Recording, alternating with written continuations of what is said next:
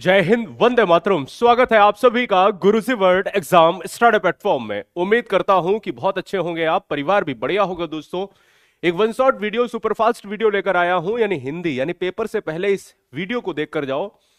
111 series लेकर आया हूं दोस्तों, जीरो से उठाऊंगा और एक एक कॉन्सेप्ट को हम क्या कर ले जाएंगे, यहां पर कवर कर ले जाएंगे। आइए, हार्दिक स्वागत, अभिनंदन अभिनंदन है आपका, हर बहन हर भाई का, हर हाँ स्टूडेंट का। मैं आपसे यही कहूंगा कि एकदम से पॉइंट टू पॉइंट हम पढ़ेंगे, सारे चैप्टर कवर कर ले जाएंगे और जो भी उसके अंदर से डिटेल निकलेगी उनको भी हम देख लेंगे, ठीक है ना। ऐसा नहीं कि क्वेश्चन उठाओ और क्वेश्चन को टिक मार लो, टिक मारने वाला कोई काम नहीं। पहली बार है तो सब्सक्राइब कर लेना, क्योंकि एग्जाम से क्वेश्चन आता है तो वो सिलेबस से ही आता है, सिलेबस के बाहर कोई भी कॉन्सेप्ट पूछा नहीं जाता है दोस्तों।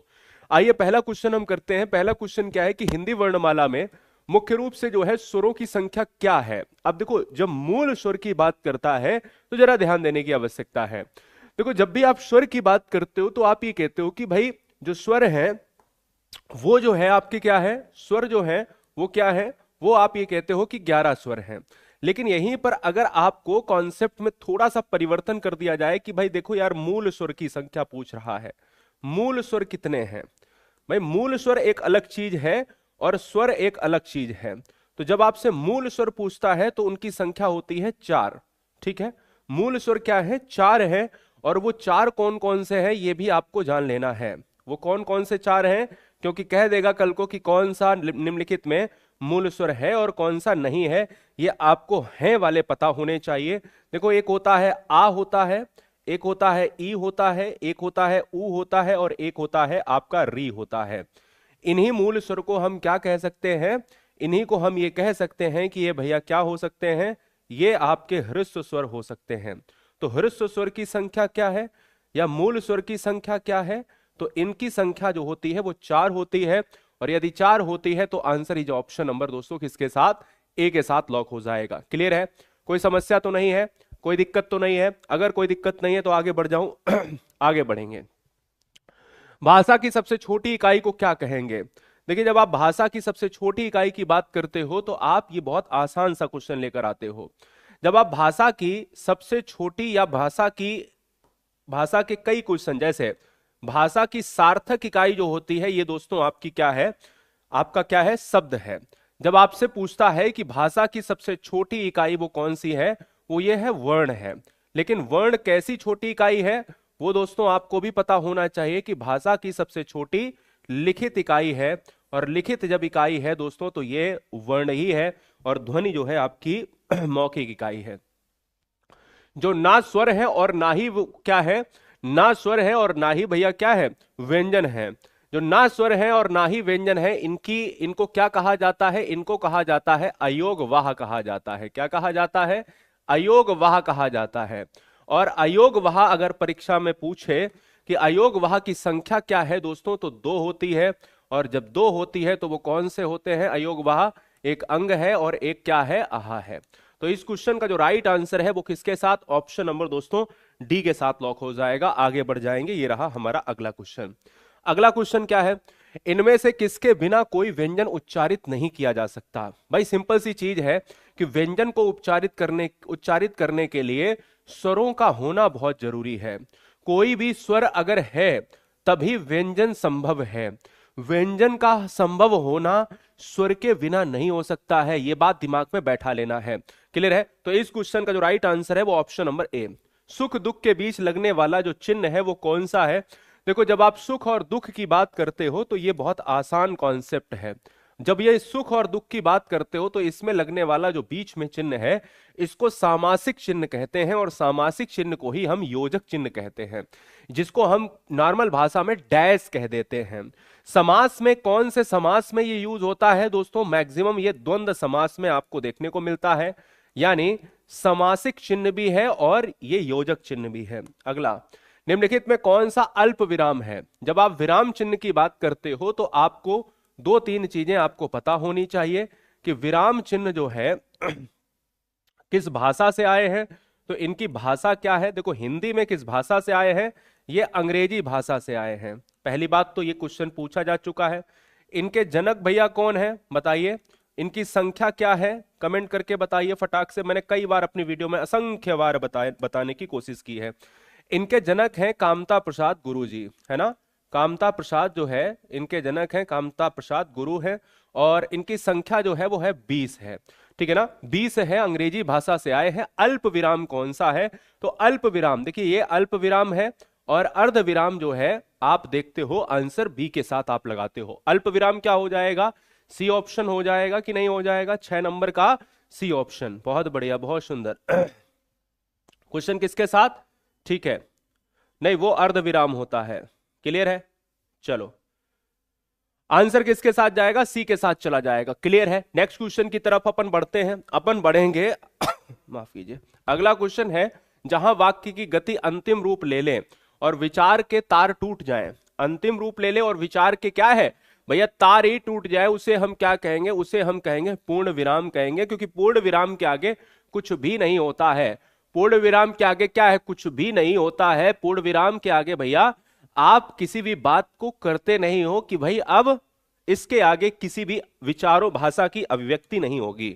किसी की कही हुई बात को स्पष्ट करने के लिए वाक्य के अंत में किस चिन्ह का हम प्रयोग करते हैं, तो अगर कोई बात कही गई है, तो कोई बात अगर कही गई है तो उसके आगे हम इस तरह से, और फिर हम क्या करते हैं, फिर हम अपनी बात को करते हैं। और इस बात को करने के लिए जो ये चिन्ह हम यूज करते हैं, इस चिन्ह को कहा जाता है, दैट इज हमने कहा विवरण चिन्ह कहा जाता है, क्लियर है, ये विवरण चिन्ह है। अगला, उत्पत्ति के आधार पर जो शब्द है वो कितने होते हैं, उत्पत्ति के जो आधार पर जो शब्द हैं प्यारे साथी, तो आप ये कहोगे कि जो शब्द हैं, जो शब्द हैं दोस्तों, उनकी संख्या होती है 4, उनकी संख्या 4 होती है। और वो 4 में कौन कौन से होते हैं बताइए फटाक से, पहला, दूसरा, तीसरा, चौथा। तो आप यही कहोगे कि भैया देखो, पहला जो है वो है आपका तत्सम है, क्या है भैया, पहला तत्सम है, और दूसरा जो है आपका तद्भव है, तीसरा है आपका देशज है, चौथा है आपका विदेशज है। मेरी बात को समझ गए, तत्सम, तद्भव, देशज, विदेशज। तो इस क्वेश्चन का जो राइट आंसर है उत्पत्ति के आधार पर, दोस्तों आंसर किसके साथ, ऑप्शन नंबर हमारा डी के साथ चला जाएगा। यहीं पर एक और क्वेश्चन अगर पूछ लेता कि भैया ये बता दीजिएगा कि रचना के आधार पर कितने होते हैं, तो 3 होते हैं, यौगिक होता है, रूढ़ होता है, और योग रूढ़ होता है। आइए अगले क्वेश्चन की तरफ बढ़ेंगे। कहता है श्रृंगार शब्द का तद्भव क्या है। श्रृंगार शब्द का अगर आप देखते हो तो तद्भव क्या है, तो श्रृंगार शब्द के जब हम बीच में जाते हैं तो ये मिलता है हमको, क्या कहते हैं, सिंगार। क्या कहते हैं, सिंगार कहा जाता है। सिंगार का ही तद्भव जो है श्रृंगार होता है, क्लियर है, तत्सम, है ना। तो इस क्वेश्चन का राइट आंसर है वो ऑप्शन नंबर ए के साथ। इनमें से घोटक शब्द क्या है, देखो घोटक शब्द जो है ना, ये घोटक, घोटक का मतलब अगर पता होना चाहिए, तो घोटक का मतलब होता है घोड़ा, है ना, घट का मतलब घड़ा होता है। तो इसलिए जब ये घोड़ा शब्द है, तो घोड़ा शब्द जो है ये कैसा है, तद्भव है। तो ये वाला जो शब्द होगा वो कैसा होगा, ये तत्सम शब्द हो जाएगा। अगला क्वेश्चन है, मंत्रकारी शब्द तद्भव, मंत्रकारी का तद्भव क्या है। देखो हम लोग हमेशा में गांव में ना मदारी आया करता था, अभी भी आता है मदारी, तो मदारी का तत्सम मंत्रकारी है। तो मदारी मदारी हम लोग बहुत ज्यादा बोलते थे, है ना, अमूमन तौर पर हम मंत्रकारी तो बोलते नहीं थे, तो मदारी ही बोला जाता। अब मदारी जब बोला जाता है तो इसका तत्सम क्या है, मंत्रकारी। तो ये है दोस्तों आपस में क्या कनेक्टेड है, तो answer is option number A. अगला, प्रत्युत्पन्नति जो है, शब्द में कौन सा उपसर्ग है, तो उपसर्ग की बात अगर आप करते हो तो शब्द के कहां पर लगता है, शब्द के पूर्व में लगता है। क्या, शब्द के पूर्व में लगता है दोस्तों आपका उपसर्ग प्रत्युत्पन्नति। तो प्रत्युत्पन्नति का मतलब है यहां पर प्रति हो जाएगा। इस क्वेश्चन का जो राइट आंसर है वो ऑप्शन नंबर बी। अगला क्वेश्चन है उपसर्ग। उपसर्ग की बात आप कर रहे हो तो कहां जोड़ा जाता है, उपसर्ग कहां जोड़ा जाता है, तो दोस्तों उपसर्ग अभी अभी मैंने बताया कि शब्द के पूर्व में जोड़ा जाता है। तो जब शब्द के पूर्व में जोड़ा जाएगा तो शब्द के पहले। आप यहां पर 2 चीजें जान लो यहीं पर, अगर परीक्षा में शब्दांश पूछ ले कि शब्दांश के प्रकार कितने होते हैं, तो बताएगा कोई। शब्दांश के प्रकार दोस्तों 2 होते हैं। एक शब्दांश का प्रकार कौन सा होता है, एक शब्दांश कहलाता है उपसर्ग कहलाता है, एक शब्दांश कहलाता है प्रत्यय कहलाता है। ठीक है ना, एक शब्दांश उपसर्ग कहलाता है, एक प्रत्यय कहलाता है। प्रत्यय जो है लगता है पूर्व में लगता है, और ये लगता है आपका बाद में लगता है। क्लियर है, ये बात दिमाग में आपको बैठा लेनी है, इसलिए इस क्वेश्चन का आंसर भी जाएगा। प्राक्कथन शब्द में कौन सा उपसर्ग है? प्राक्कथन। अब प्राक्कथन की जब आप बात करते हो तो प्राक है ना, प्राक, और जैसे ही प्राक आएगा वैसे ही दोस्तों ये संधि भी व्यंजन संधि हो जाती है। इस क्वेश्चन का जो राइट आंसर है वो डी ऑप्शन हो जाता है। क्लियर है, ठीक है। हाँ जी, अगला क्वेश्चन आपके स्क्रीन पर। प्रत्यय का प्रयोग, अभी अभी मैंने आपसे पूछा प्रत्यय, जब उपसर्ग आपसे पूछा तो प्रत्यय भी आपको पता होना चाहिए। देखो भाई, प्रत्यय का जो प्रयोग होता है ये तो भाई पहले है, तो ये क्या है, प्रीफिक्स हो गया, उपसर्ग हो गया। शब्दों के बाद में ये हो गया आपका प्रत्यय हो गया, और जब शब्दों के बाद में है तो answer is option number B. अगला, निम्नलिखित में कौन सा विकल्प गलत है? देखो, तनुज का तनुजा है, चूहा का चूहिया है, सांप का सांपिन है, बनिया का बनियान है। बताइएगा लिंग की दृष्टि से, अगर आप लिंग की दृष्टि से देखते हो तो ये कौन सा कॉन्सेप्ट गलत होगा, यही पूछा है ना। तो भैया देखो, सिंपल सा कॉन्सेप्ट आप समझने की कोशिश करो, ये आंसर डी होगा। सांप सांपिन चूहा चूहिया तनुज तनुजा ठीक है, लेकिन ये बनिया का बनियान नहीं। ये बताइए क्या होगा?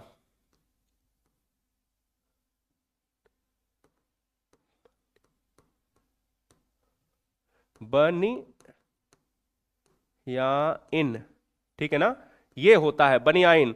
अब अगर आप बात करते हो, ये अगला क्वेश्चन, निम्नलिखित में किसके द्वारा प्रायः पुल्लिंग होते हैं? अब पुल्लिंग की बात करें तो आप पुल्लिंग, जैसे बहुत सारी चीजें आती हैं पुल्लिंग में, जैसे अगर आप देखो वर्णमाला, तो आप वर्णमाला में मैक्सिमम चीजें पुल्लिंग ही होती हैं। लेकिन क्या वर्णमाला में स्त्रीलिंग भी कुछ होता है? स्त्रीलिंग बताइए, यहीं से पिछली बार क्वेश्चन आया था। तो वर्णमाला में जो स्त्रीलिंग होता है वो क्या हो सकता है? छोटी हो सकती है, ये हो सकता है, री हो सकती है, और भी बहुत सारी चीजें हो सकती। लेकिन ये क्या है, ए भी माना जाता है। तो अब हम ये कहते हैं कि जैसे पुल्लिंग क्या है, समुद्र के नाम, भाषा के नाम कहते हैं ना, हिंदी अंग्रेजी ये सब क्या है, पंजाबी, ये है आपके स्त्रीलिंग। नदियों के नाम गंगा यमुना सरस्वती स्त्रीलिंग। तिथियों के नाम, तिथियां भी दोस्तों आपकी सारी कैलेंडर में आप देखते हो स्त्रीलिंग। लेकिन समुद्र के नाम हमेशा प्रायः पुल्लिंग में देखे जाते हैं। तो यही पूछ रहा था, तो इसलिए इस क्वेश्चन का जो राइट आंसर है वो ऑप्शन नंबर किसके साथ? ए के साथ। अगला, निम्नलिखित में कौन से सभी जो है स्त्रीलिंग है? भाई सभी स्त्रीलिंग आपसे पूछ रहा है, सभी आपसे स्त्रीलिंग पूछ रहा है कि कौन से ऑप्शन ऐसे हैं जो सभी स्त्रीलिंग है।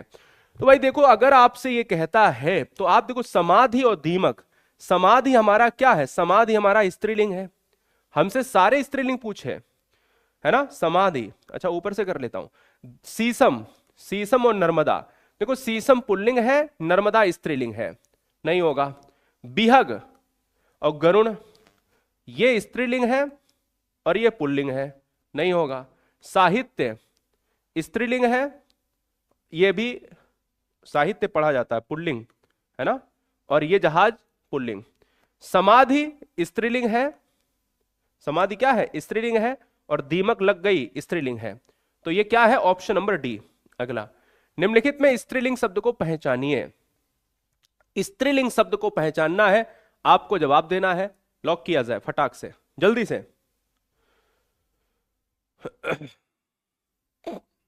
चलो भाई, बहुत आसान प्रश्न है। कशीदा, हाँ कशीदाकार, ऑप्शन डी, बहुत बहुत सुंदर। जुर्राब, चलिए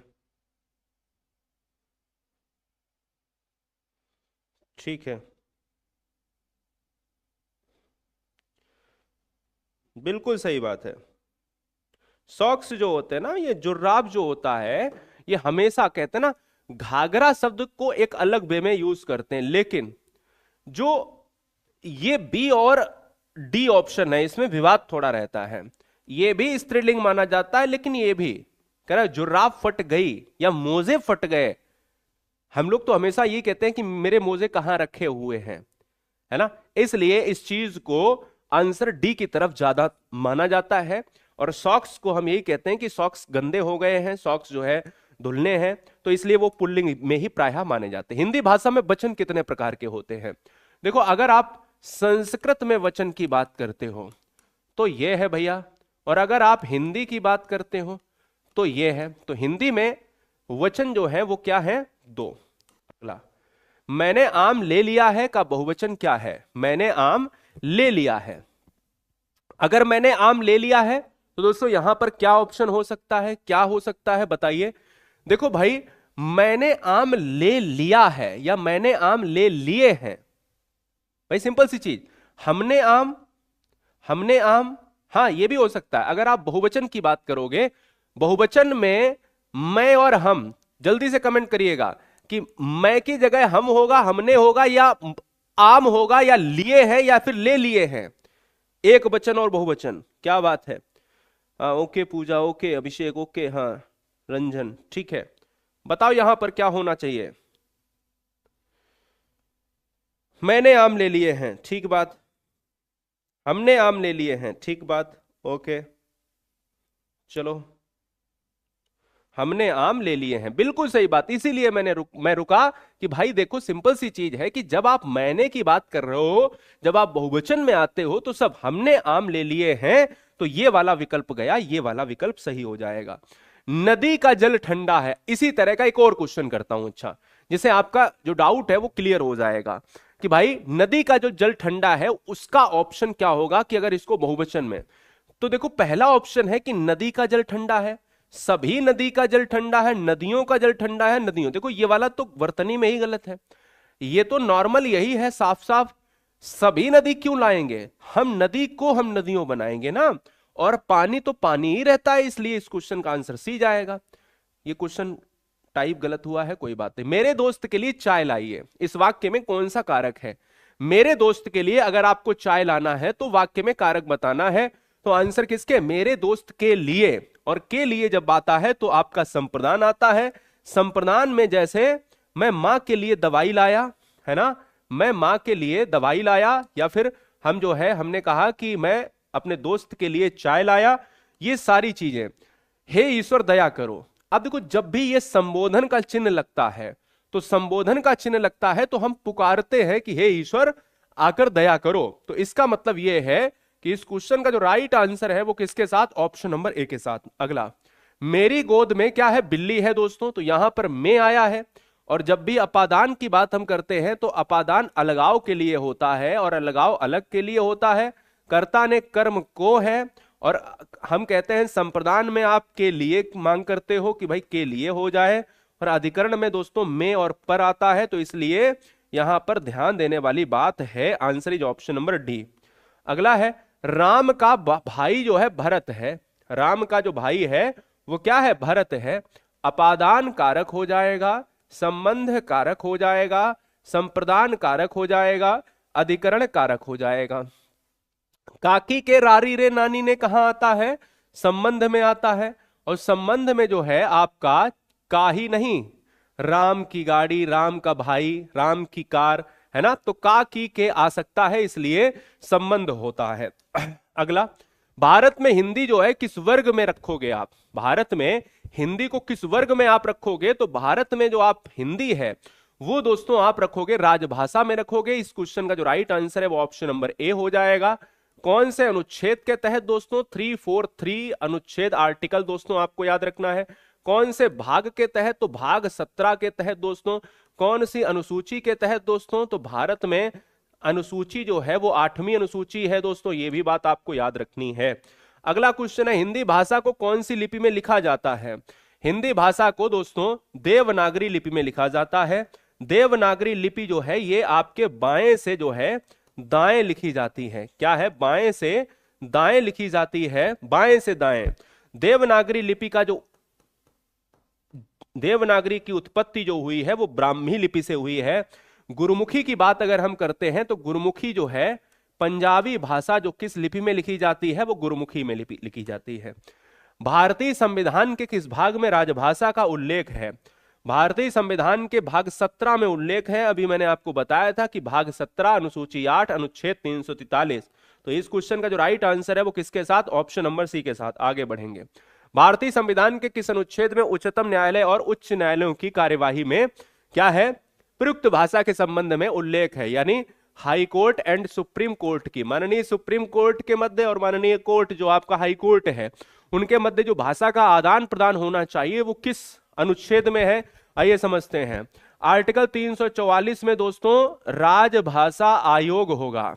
क्या है, राजभाषा आयोग होगा। ये 4 अनुच्छेद एग्जाम में बहुत पूछे जाते हैं। दूसरा दोस्तों 351 भाषा विकास का उल्लेख किया गया कि भाषा विकास के निर्देश दिए गए हैं संविधान में कि हिंदी के डेवलपमेंट की बात की गई है।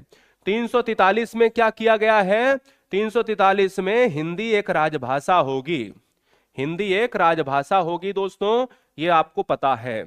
348 में क्या है, 348 में जो आपका न्यायालय, जो न्यायालय है और उच्च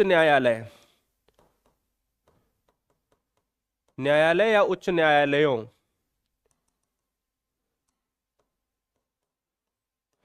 की जो कार्यवाही है वो इस भाषा में यानी इस अनुच्छेद में होती है। तो इस क्वेश्चन का जो राइट आंसर है वो डी।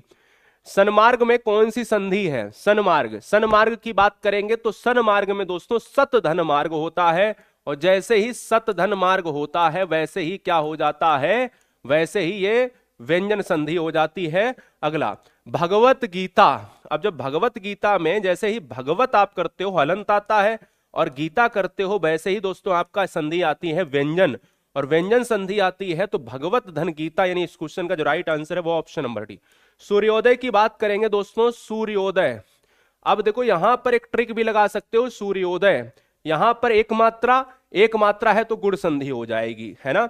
ऐसे ही आपका अगर एक और क्वेश्चन, मैं यहीं पर एक और क्वेश्चन पूछता हूं आपसे, इसी को थोड़ा सा बदलकर, कोई मुझे बताए कि महोषध में कौन सी संधि है, महोषध में कौन सी संधि है, यही ऑप्शन रहेंगे, कमेंट फास्ट। अगला, जिस समास का पूर्व पद पहला पद प्रधान हो उसे कौन सा समास कहते हैं, पहला पद प्रधान होना चाहिए। अब पहला पद अगर प्रधान है तो उसे हम कहते हैं दोस्तों अव्ययी भाव कहते हैं, क्योंकि प्रथम पद जो है यही होता है और प्रथम पद अव्यय कहलाता है, प्रथम पद अव्यय, है ना। जैसे एक क्वेश्चन हम कर लेते हैं यहां पर, बोले सर कौन सा क्वेश्चन, जैसे अगर मैंने कह दिया कि प्रतिदिन में बताइए कौन सा समास है, तो प्रतिदिन में जो है अव्ययी भाव समास हो जाएगा, इस क्वेश्चन का आंसर सी हो जाएगा। अगला क्वेश्चन है, कम ऑन, अगला क्वेश्चन क्या है, क्वेश्चन आता है विलोम की दृष्टि से एक युग्म जो है अशुद्ध है। आयात का निर्यात, जो आ रहा है जो जा रहा है, दृश्य का अदृश्य, प्रत्यक्ष का परोक्ष, सामिस का आमिष का सामिस, कौन सा इसमें गलत है। तो देखो ये तीनों सही दिख रहे होंगे, लेकिन डी ऑप्शन को ध्यान से देखो, क्या है, सामिस का क्या है, आप कहोगे दोस्तों ये निरामिष होता है, निरामिष होता है, तो इस क्वेश्चन में ये पेयर गलत था। उत्कर्ष जो बढ़ रहा है और अपकर्ष जो डाउनफॉल है ना, अपकर्ष यानी इस क्वेश्चन का राइट आंसर बी। अंतर्मुखी का मतलब यानी जो आप एक्सट्रोवर्ट कहते हो, इंट्रोवर्ट, जो इंट्रोवर्ट है उसका विलोम क्या है, उसका विलोम जो होता है वो एक्सट्रोवर्ट होता है। तो अंतर्मुखी जो अपनी बात को अंदर ही रखता है, और बहिर्मुखी जो सबको बता देता है ना। आकाश, यहां पर इसको कर लो रेखांकित, ठीक है। अब प्रश्न क्या है, आकाश में चंद्रमा चमक रहा है, रेखांकित शब्द का पर्यायवाची बताओ। आकाश में चंद्रमा चमक रहा है, रेखांकित शब्द का पर्यायवाची आपको बताना है। तो देखो आकाश की जब आप बात करोगे, आकाश की बात करोगे तो आकाश में आप देखिए, अगर आप तीनों ऑप्शंस की तरफ लो, जैसे व्योम है तो आकाश का हो जाएगा, जैसे यहां पर नभ है हाँ आकाश की तरफ हो जाएगा, जैसे गगन है आकाश की तरफ हो जाएगा। लेकिन जो आप रसाल है ये नहीं होगा, क्योंकि इसका मतलब होता है आम या इसी का मतलब होता है मीठा, तो हम ये कह सकते हैं कि ये रसाल नहीं है, बाद बाकी सारे हैं। जब कर्ता एक क्रिया समाप्त कर उसी क्षण जो है दूसरी क्रिया को शुरू करता है या प्रवृत्त करता है, तो उसे क्या कहेंगे, सहायक क्रिया, नामबोधक क्रिया, पूर्वकालिक क्रिया, भूतकालिक। कभी नहीं बोलोगे, एक सेकंड में समझ लो। जब कर्ता एक क्रिया समाप्त करता है, जब एग्जाम में आजकल ऐसे क्वेश्चन आता है, क्या कहते हैं, यही वाले ऑप्शन होंगे, पिताजी नहाकर सो गए या पूजा करने लगे, बताइए कौन सी क्रिया है। नहाकर, पहले नहाया फिर सो गए, तो इसका मतलब है पूर्वकालिक क्रिया, एक काम खत्म हुआ दूसरा स्टार्ट हुआ। हथियाना में कौन सी क्रिया है, हथियाना, हथियाना में दोस्तों नाम धातु है ना। हाथ, कैसे बनी ये क्रिया, हाथ प्लस इयाना, जहां इयाना वर्ड लग गया और बन गई हथियाना। इस तरह से आप दोस्तों नाम धातु क्रिया को देखते हो। सीमांत पकौड़े खा रहा है, रेखांकित वाक्य में क्रिया का भेद क्या है। पूर्वकालिक क्रिया का कॉन्सेप्ट क्लियर हो गया। एक काम, जैसे मैं नहाकर खाना खाने लगा, मैं नहाकर पूजा करने लगा, कर आएगा, एक काम खत्म करोगे दूसरा स्टार्ट। यहां क्या है, पूर्वकालिक खत्म, पूर्वकालिक हो गया। अब तीन चीजें और यहीं पर समझ लो। अकर्मक क्रिया जहां पर कर्म नहीं होता, और इसका उल्टा यह है, और जहां पर कर्म होता है।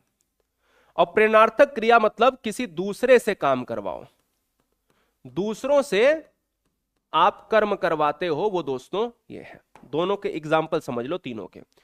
अकर्मक में क्या है, जैसे आप सो रहे हो तो आंसर ए मार देते, लेकिन जब कोई चीज खाने पीने की बात होती है तो वो सकर्मक होती है, तो आंसर यहां पर बी हो जाएगा।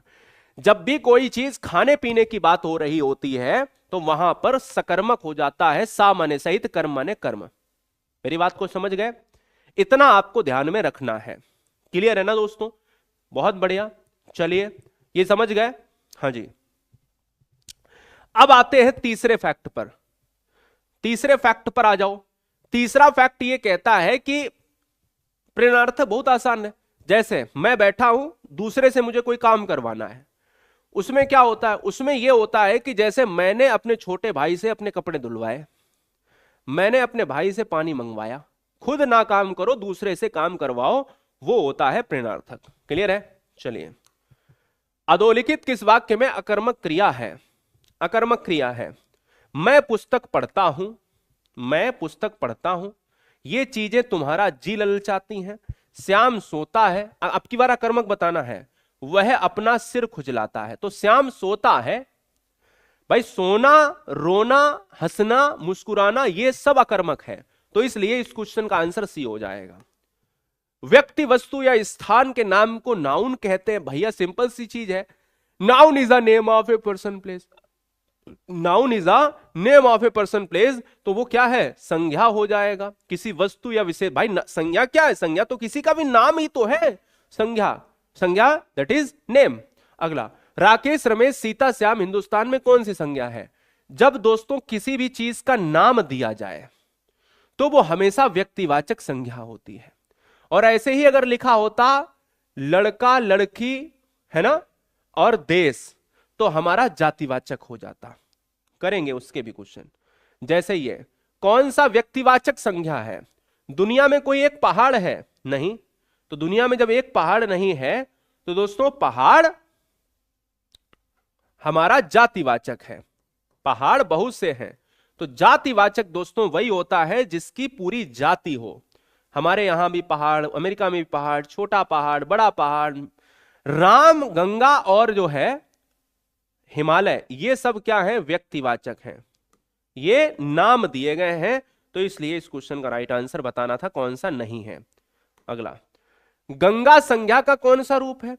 गंगा एक नदी है, अगर नदी पूछ लेता तो ये जातिवाचक हो जाता, और अगर गंगा नाम ले लिया है तो ये व्यक्तिवाचक हो गया। उत्पत्ति के आधार पर शब्दों के चार भेद हैं, इनमें से कौन सा भेद गलत है।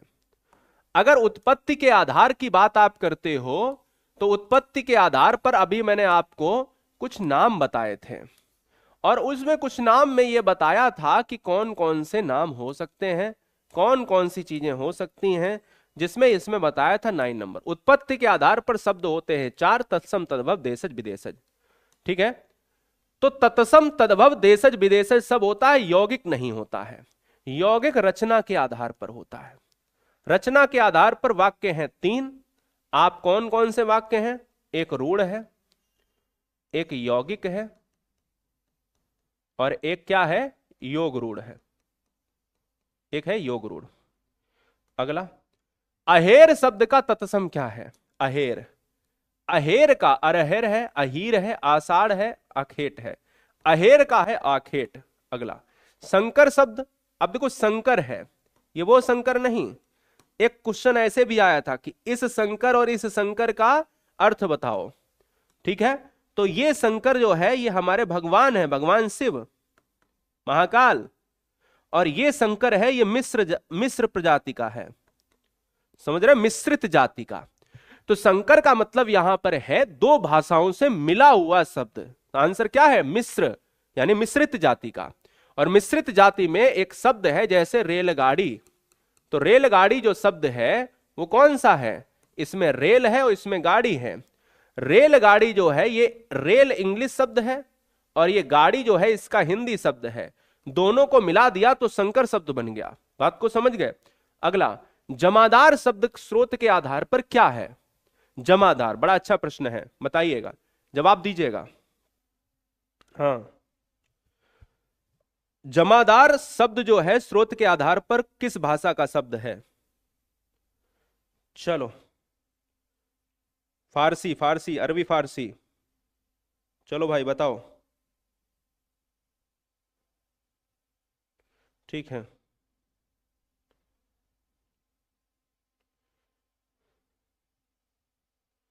चलो फारसी, ठीक है, फारसी हो जाएगा। इस क्वेश्चन का जो राइट आंसर है वो ऑप्शन नंबर ए हो जाएगा।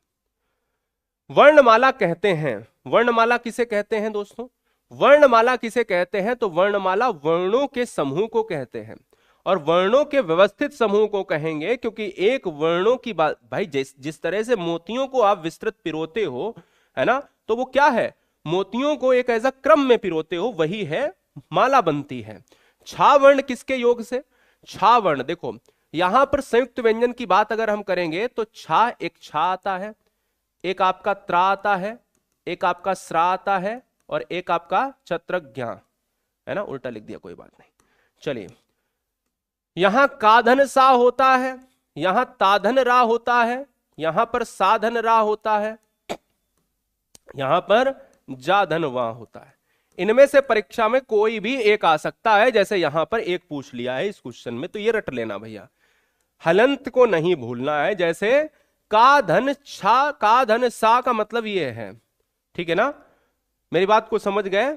कोई बिना हलंत का भी हो सकता है ऑप्शन में, तो वो नहीं लेना है। हलंत लगने का मतलब वो वर्ण आधा हो जाता है। अंतस्थ व्यंजन, अंतस्थ व्यंजन का मतलब होता है चार, यानी कितने हैं? चार हैं, और वो चार कौन से हैं? यारा लावा। अगला है, अगला क्या है? अगला क्या है भैया? इनमें से किसका उच्चारण स्थान कंठ है? किसका उच्चारण स्थान कंठ है दोस्तों? तो जब आप कंठ की बात करते हो तो दोस्तों देखिए, ता है दंते है, गा है कंठ है, पा है आपका ओष्ठ है, चा है आपका तालब्य है। तो कंठ क्या है? ये वाला है कंठ, ठीक है। अगला, किसी अक्षर या शब्द पर विशेष बल देने से, विशेष बल, अगर आप विशेष बल देते हो तो कौन सा चिन्ह लगता है? Comment fast. हाँ जी, ठीक है, ओके। विवरण, विवरण, विवरण, इकहरा भैया, इकहरा विवरण कैसे कर दोगे भाई? देखो, एक विवरण चिन्ह होता है कुछ ऐसे, किसी की बात को कहने के लिए, अभी बताया था।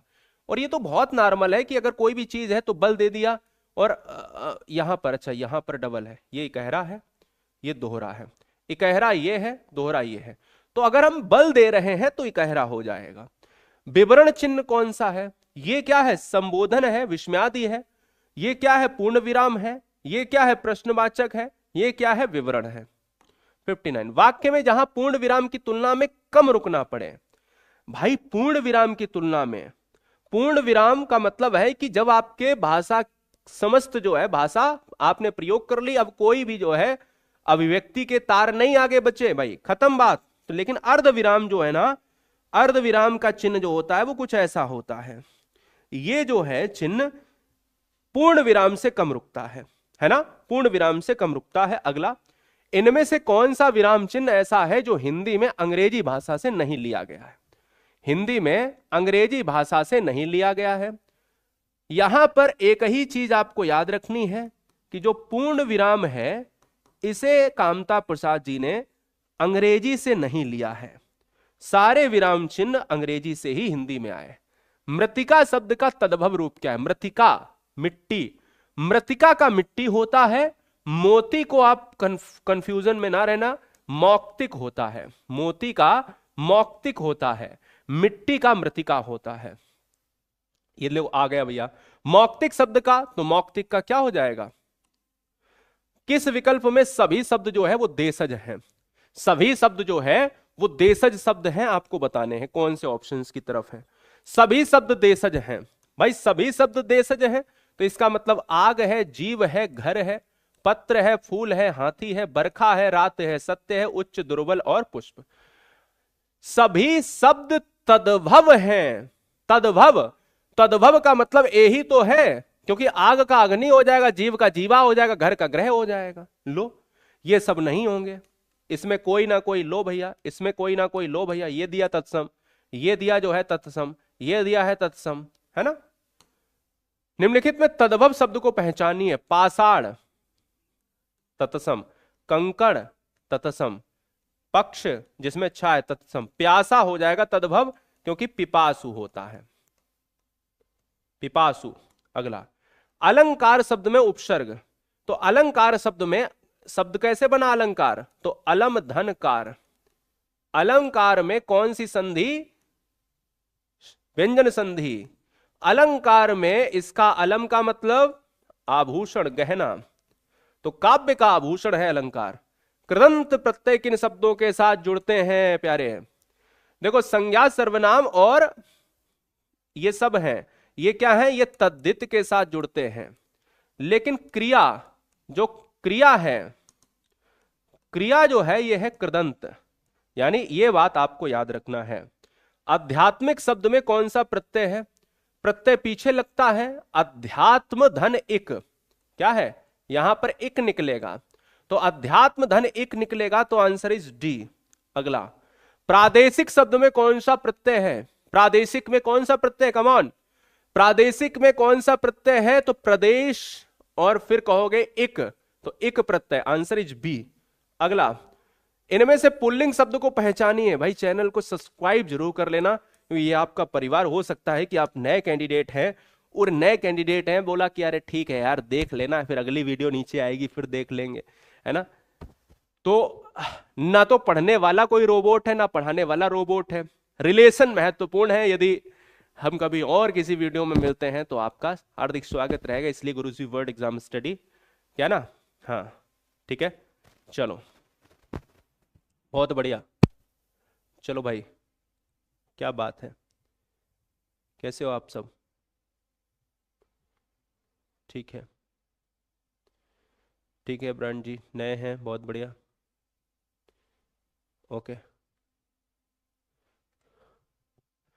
चलो भाई, बहुत सुंदर।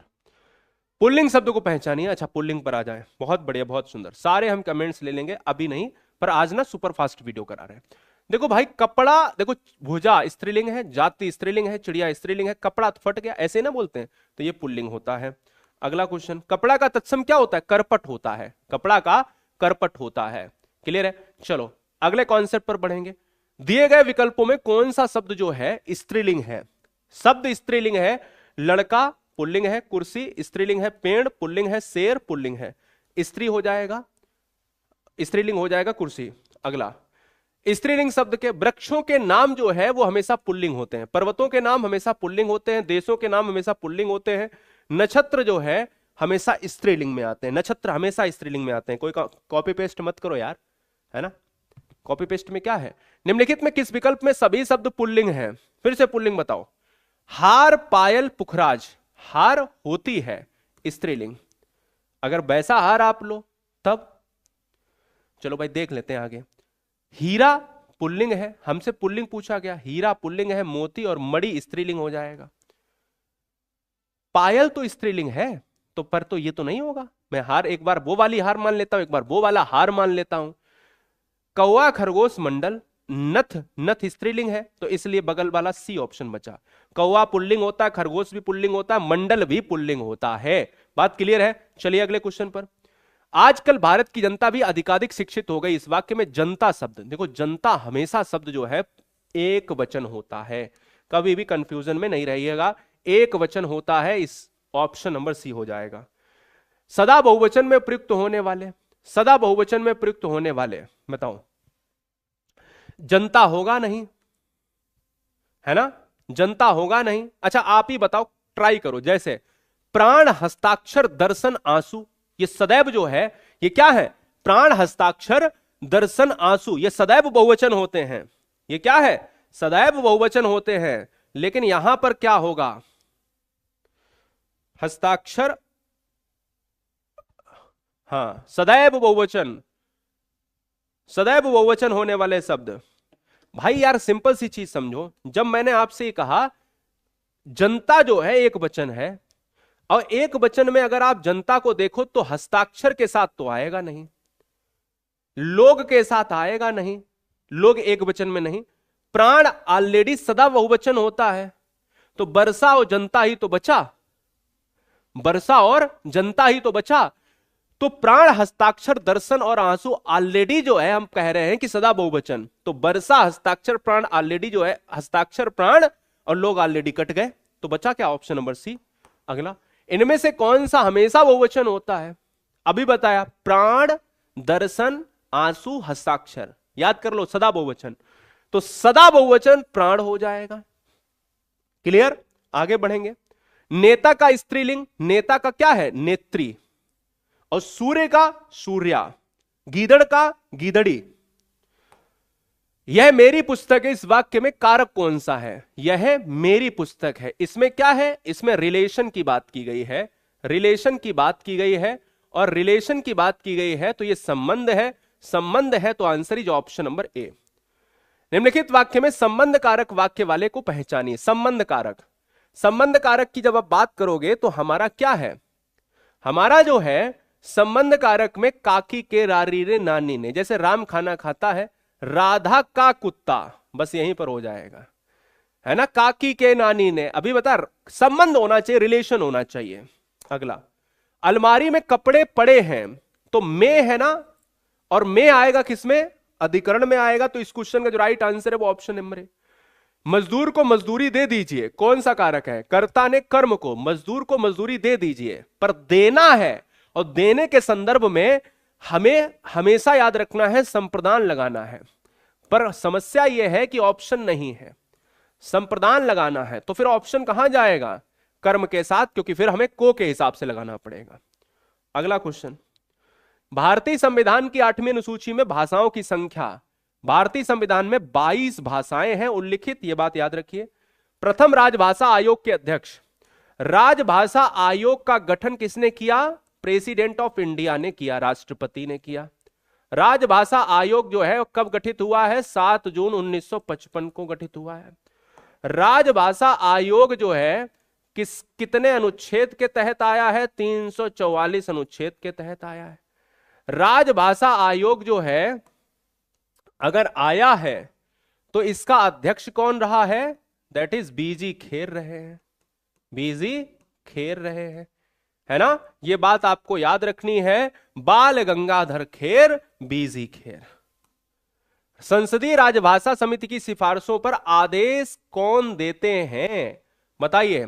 संसदीय समिति की सिफारिशों पर मैंने कहा प्रेसिडेंट ऑफ इंडिया। राजभाषा संबंधी प्रावधानों का उल्लेख भारतीय संविधान में, राजभाषा संबंधी प्रावधानों का उल्लेख आर्टिकल 343 से लेकर 351 तक है, यानी राजभाषा से लेकर राजभाषा के विकास तक, 343 से 351। प्रतिमान में समास, अगर किसी, ट्रिक नोट कीजिए, अगर समास को करना है उसको तोड़िए, और तोड़ने पर अगर उपसर्ग दिख जाए तो दुनिया का हर शब्द जो है अव्ययी भाव होता है। रातों रात जब कोई चीज रिपीट होती है, रात रात, दिन दिन, तो भी अव्ययी भाव। अगर प्रथम पद प्रधान अव्ययी भाव, दोनों पद प्रधान द्वंद्व समास, उत्तर पद प्रधान तत्पुरुष और विशेष्य पद प्रधान कर्मधारय। दुरासा, दुरासा में कौन सी जो है संधि विच्छेद यानी कौन सा संधि विच्छेद सही होगा बताओ, बहुत आसान है। क्वेश्चन का आंसर बताइए। दु धन आशा यानी इस क्वेश्चन का जो राइट आंसर है वो ऑप्शन नंबर सी विसर्ग। रित्यानुसार, अब रित्यानुसार की बात करेंगे तो भाई देखो एक हो जाएगा रीति, रित्य गलत हो जाता है, एक है रीति एक है रीत। देखो एक रीत है एक है रीति, त्याग को ती करना पड़ेगा, इसलिए इस क्वेश्चन का आंसर ए। निम्नलिखित में कौन सा उत्कंठित का पर्यायवाची नहीं है? उत्कंठित जिसको लालसा कहा जाता है, लालाहित कहा जाता है। इच्छुक, लालायित, उत्सुक। अभिलाषा का मतलब होता है इच्छा, तो इसलिए उत्सुक, लालायित, इच्छुक होता है, लेकिन इच्छा एक अलग चीज है, अभिलाषा चाहने वाला। विलोम का दृष्टि सही कौन सा सही है? आग्रह, विग्रह, अपकर्ष, उपकर्ष, जारज, औरस, उत्सर्जन, विसर्जन। देखो उत्सर्जन और विसर्जन एक ही चीज है। अपकर्ष का उत्कर्ष होता है, आग्रह का अनुग्रह होता है, जारज का औरस होता है, ये सही है। निम्नलिखित में कौन सा सही युग्म है? इप्सित का अभिप्सित, अमित का सीमित, समित, हया का बेहया और अघी का निरग। बताइए, जवाब दीजिएगा, कमेंट फास्ट। हाँ 10 मिनट में हम चीजों को और समाप्त कर देंगे, परेशान मत होइए। क्या बात है, बहुत सुंदर, क्या बात है, ठीक है। हया का बेहया, अच्छा ठीक है।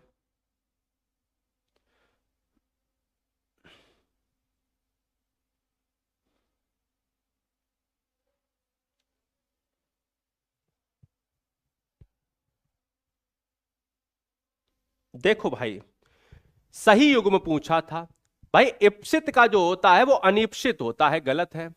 अमित का जो होता है वो परिमित होता है, गलत है। अघी का जो निरग होता है वो अघी का जो है डी विकल्प की बात अगर करें तो निष्पाप होता है ना, तो हमारा ये भी गलत है। हया का बेहया सही मान लिया जाता है। अगला क्वेश्चन, आविर्भूत जो है भाई, आविर्भूत तो आप कहोगे कि सर तिरोभूत हो जाएगा। भाई सिंपल सी चीज है, जो आविर्भूत है वो तिरोभूत हो जाएगा। अगला क्वेश्चन है 93 नंबर, आपको जवाब देना है, ठीक है, ठीक है, ओके। इसमें क्या दिक्कत है? देखो भाई बहुत आसान तरीके से हम इस चीज को कर सकते हैं। मैंने आपसे यह बोला कि जैसे अकर्मक सोना होता है बिना काम का, नहीं होगा। उड़ना, पक्षियों का उड़ना बिना काम का नहीं होगा। हंसना, मुस्कुराना, चलना नहीं होगा। बचेगा क्या? निबंध लिखना, सकर्मक। राम लक्ष्मण से पत्र लिखवाता है। भाई मेरे इतना आसान कॉन्सेप्ट है, अभी अभी पूरा डिटेल्ड बताया कि मैं अपने छोटे भाई से अपने कपड़े धुलवाता हूं। जब कोई तुम स्वयं काम ना करो, जब भी कोई तुम स्वयं काम ना करो और किसी दूसरे से करवाओ तो प्रेरणार्थक क्रिया होता है। और जब कोई एक काम खत्म हो और दूसरा स्टार्ट हो जाए वो पूर्वकालिक या पूर्णकालिक है। जो क्रिया अभी हो रही है प्रेजेंट में अगर हो रही है तो उसे कहेंगे सामान्य वर्तमान या अपूर्ण। तो जो हो रही है वो पूर्ण तो नहीं है, अपूर्ण ही तो है। अधोलिखित किस वाक्य में अकर्मक क्रिया है? रामू खाना खा रहा है, रामू खाना खा रहा है। मैंने कहा यहां पर सकर्मक हो जाएगा। चालक गाड़ी चला रहा, काम कर रहा है, यह भी काम हो रहा है। हंसना कोई कर्म नहीं होता है, यह काम नहीं है।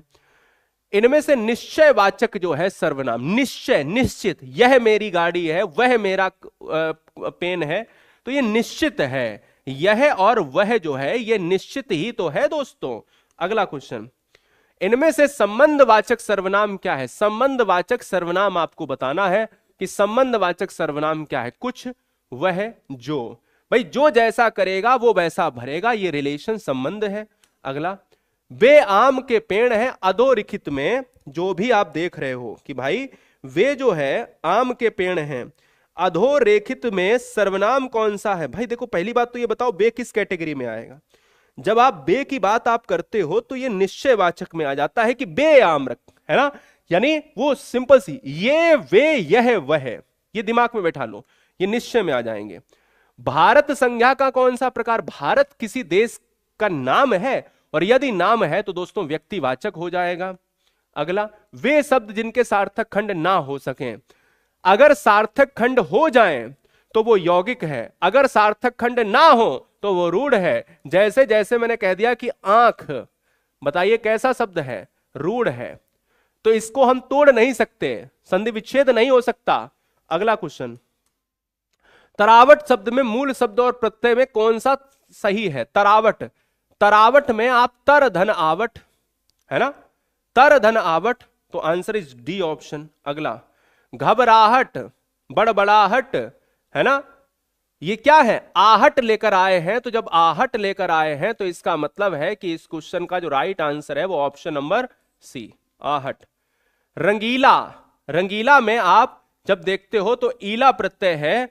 अगला, स्पर्श वर्णों की संख्या, यानी स्पर्श व्यंजन कितने हैं? स्पर्श व्यंजन है दोस्तों जैसे वही का से लेकर मां तक, का ख ग घ ङ च छ ज ज व ट ठ ड ढ ढ त थ द ध न प फ ब भ म, है ना, क च ट त प, 5 वर्ग में 5 वर्ण, 5 25 दोस्तों, आंसर इज डी ऑप्शन। अनुनासिक स्वरों, अनुनासिक का मतलब होता है ऐसे स्वर जिसका नाक और मुंह से उच्चारण होता है, answer is option number A. अगला, कौन सा वर्ण पंचमाक्षर है? पंचमाक्षर का मतलब वही अनुनासिक, अनुनासिक, अनुनासिक में पंचमाक्षर ही तो आएगा। और पंचमाक्षर में दोस्तों जैसे एक ये है, एक वां है, एक णा है, एक ना है, एक मां है ना, ये है दोस्तों। इसलिए इस क्वेश्चन का जो राइट आंसर है वो ऑप्शन नंबर ए हो जाएगा। कंठ ध्वनि का उदाहरण क्या है? चा तालब्य है, टा मूर्धन्य है, ता दंते है, कंठ है ऑप्शन नंबर सी। समझ आया? समय कतई मत लगाओ। योजक चिन्ह किसमें लग सकता है? परिवार नहीं लग सकता, विद्यालय नहीं लग सकता, यहां नहीं लग सकता, माता पिता में ऑलरेडी लगा हुआ है। 110, कौन सा अर्धविराम है? अर्धविराम देखा जाए तो ये पूर्ण विराम है ना, अर्धविराम ये है अल्प विराम है, और इसको अगर ऐसे कर दोगे तो ये उपविराम है, 2 आंखें, और ये रहा 111। मनोविकार सूचक शब्दों व वाक्यांशों के अंत में किस चिन्ह का प्रयोग करते हैं? मनोविकार जो भी है, आश्चर्य, घृणा, है ना, उनको ऑप्शन नंबर डी यानी विस्मय आदि बोधक। और एक क्वेश्चन आपको हम देते हैं, कौन सा बताया क्वेश्चन कौन सा?